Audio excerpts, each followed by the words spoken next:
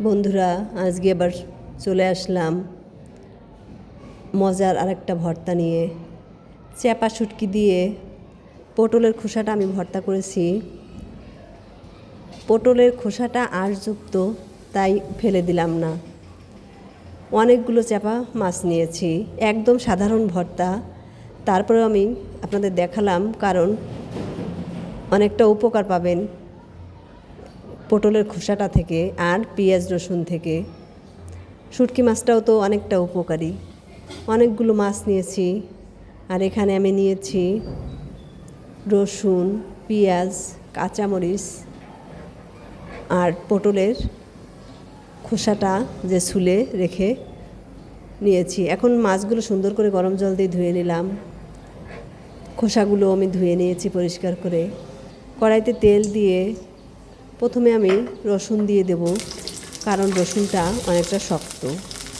রসুনটা একটু ভাজা হওয়ার পরে দিয়ে দিলাম কতগুলি পেঁয়াজগুলো দিয়ে একটু নেড়েচেড়ে মরিচটা দিয়ে দেব। এখন আমার খোসাটাও যেহেতু একটু শক্ত, তাই একই সঙ্গে পটলের খোসাটাও আমি দিয়ে দিলাম। কিছুটা সময় হলুদ লবণ দিয়ে একটু ভেজে নেব। আমার আলাদা করে কিন্তু শুটকিটা ভাজা লাগবে না, একই সঙ্গে দিয়ে আমি ভর্তাটা তৈরি করতে পারবো। একদম সহজে 2-4 মিনিটেই আপনারা ভর্তাটা তৈরি করে নিতে পারবেন। এখন কিছুটা সময় একটু নেড়েচেড়ে ভাজিটা হয়ে গেলে মাঝে একটু ফাঁকা করে আমি শুটকি মাছগুলো দিয়ে দিলাম, আর উপর দিয়ে পেঁয়াজ রসুনগুলো উপর দিয়ে দেখুন ভাজাটা কিন্তু শুটকি মাছটা আমি পুরো ভেজে নিয়েছি। এখন আমার ব্লেন্ডারে, আজকে আমি পাটায় ব্যবহার করব না, ব্লেন্ডার জারে নিয়ে নিলাম।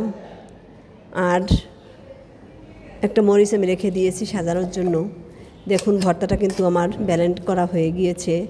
এখন চামচ দিয়ে এভাবে নামিয়ে নিলাম। অনেক মজার একটা খাবার। আপনারা একটু ঠান্ডা ঠান্ডা পড়ছে, এতটা প্রিয় আমার বরের আর মেয়ের এই ভর্তাটা, একদম বানানোর সাথে সাথেই শেষ করে ফেলে। আর শুটকি যদি রান্না করি, আমার মেয়ে শুধু শুটকি দিয়েই খাবে, আর কোনো কিছুই ওর পছন্দ হয় না। একদম সাধারণভাবে অল্প সময়ের মধ্যেই আপনারা এই শুটকিটা এভাবে বানিয়ে নিতে পারবেন। বাটাবুটির ঝামেলা ছাড়াই শুটকিটা কিন্তু আরাম করে খেয়ে। আমি আজকে ছোট ভাত রান্না করেছি, খুদ ভাত। ধন্যবাদ সকলকে, ভালো থাকবে।